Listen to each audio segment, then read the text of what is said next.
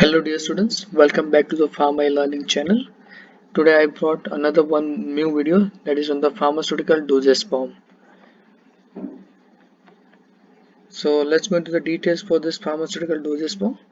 Before I start, let's try to understand the meaning of the word doses. The doses is made up of the two words, that is the dose plus uses. As we are knowing that the active pharmaceutical ingredients, that is what we are calling as API, or in another name it is called as the drug molecule.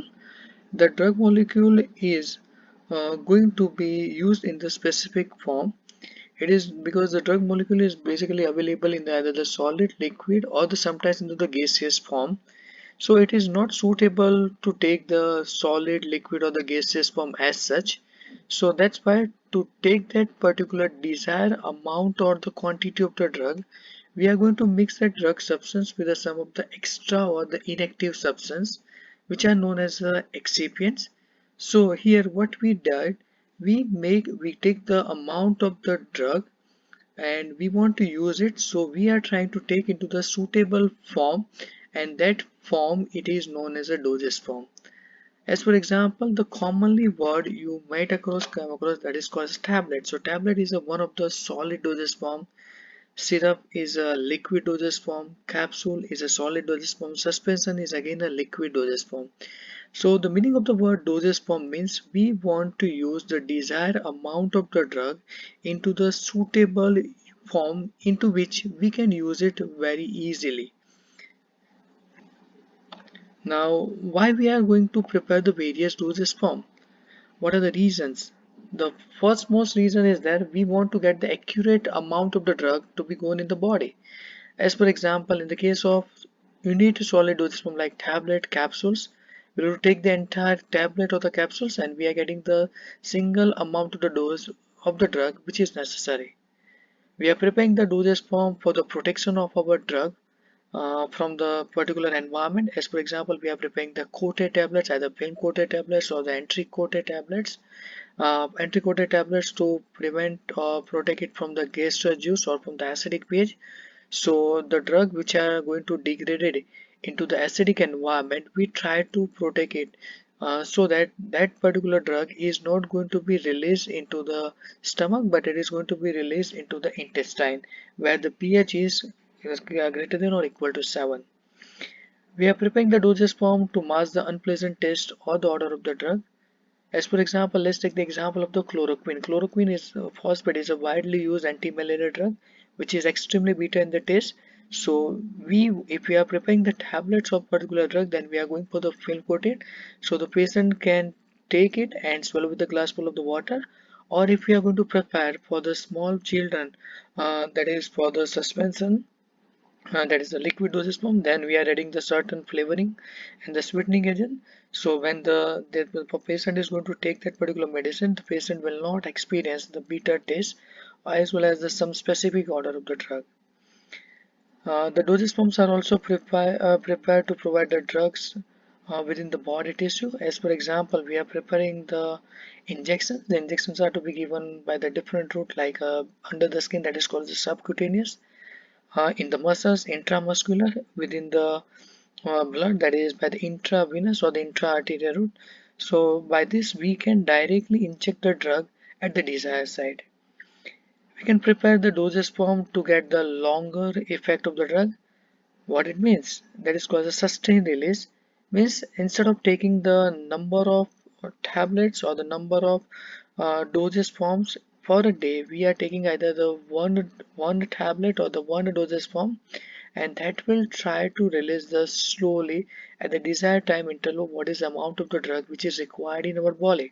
So in this case, we are taking only the one dosage form instead of taking the two or the three dosage form, so we will not forget, and that will also try to maintain the drug level in our body.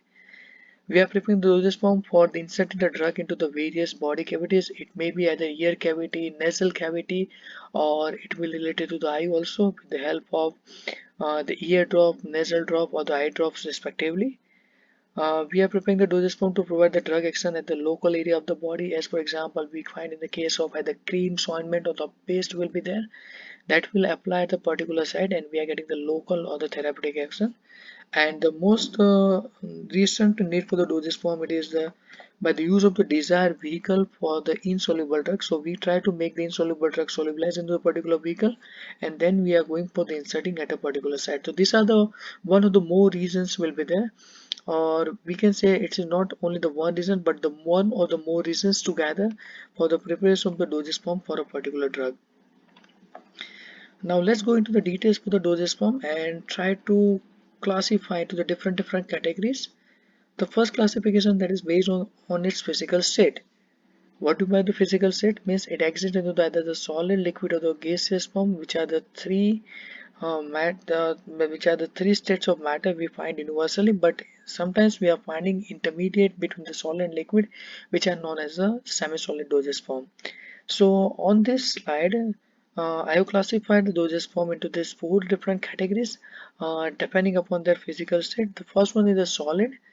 The solid dosage forms are available in the unit or the bulk dosage form. What is the difference between that? Unit means single. We are preparing a dosage form that will contain the amount of the drug which is equivalent to the single dose of the drug, like tablet capsules. But sometimes the solid dosage form in the bulk form, like powders and the dusting powders. The powders, what we can say, like a simple example, like oral rehydration salt, that is ORS, will be there. So that is, we are dissolving the entire sachet or entire pouch into the large quantity of the water. The dusting powder we are generally applied at a particular site to get the local effect, so it is available into the large quantity.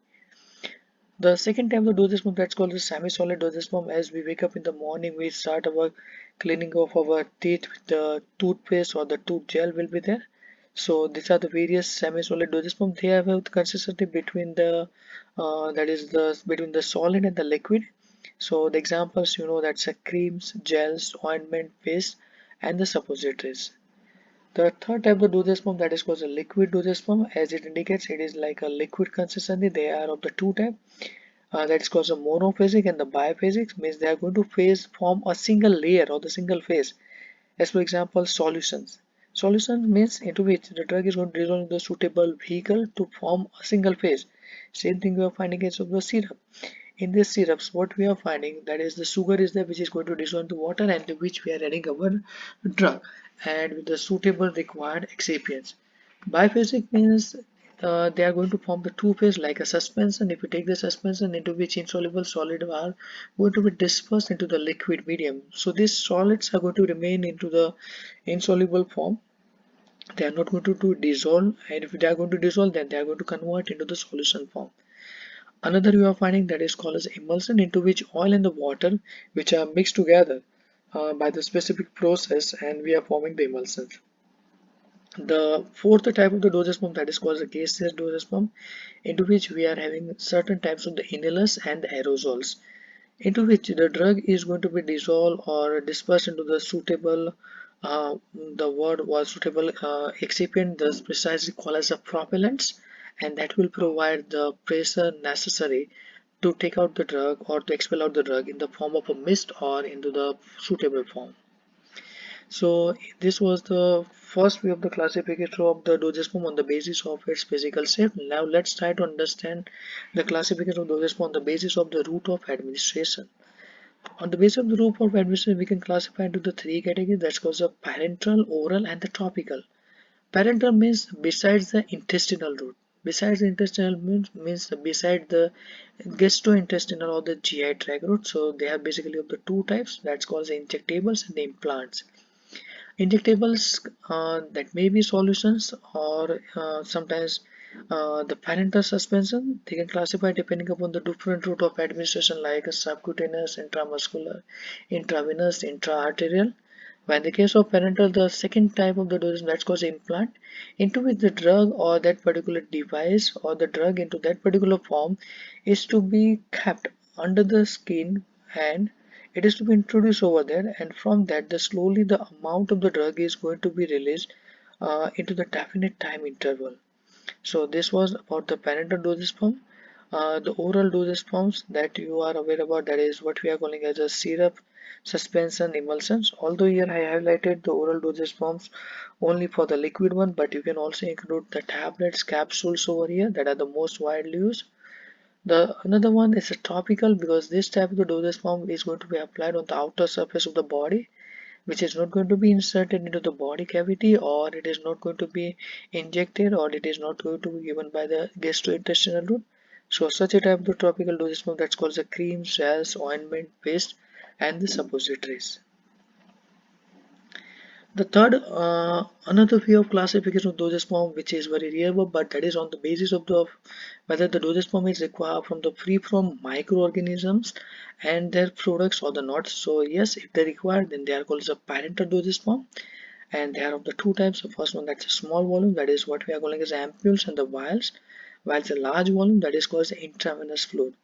So here what it means that this type of dosage form should be free from microorganisms and their product, because they are going to be come into the contact with the direct the body fluid, like a blood or the various body fluid, like what we can say blood, serum, or the plasma will be there. And if the microorganisms come into the contact with this of the body fluid, they will grow very rapidly, because it's a very good source of nutrients will be there. So the persons, if this type of dosage form contain the contaminants or the microorganism, the person may suffer from the injections. Now here let's try to differentiate between these two terms, large volume and the small volume. So as you refer the Indian pharmacopoeia or the United States pharmacopoeia, it is to be given that if the entire volume of the parental preparation is less than 100 ml, it is considered the small volume. But if it is going to be greater than or equal to greater than or more than the 100 ml or equal to 100 ml, it's considered as a large volume parentals. The another is that's called as a, besides that, if no require free from the microorganism, it doesn't mean that the microorganisms are going to be introduced into that one. No, we try to produce all the things by the in the industry by following the GMP practice, but this we are not checking at the end for such type of the dosage forms whether the microorganisms are there or the not. So what I want to say that the parental dosage form, they must be free from the microorganisms, and the word basically used they call as a sterile.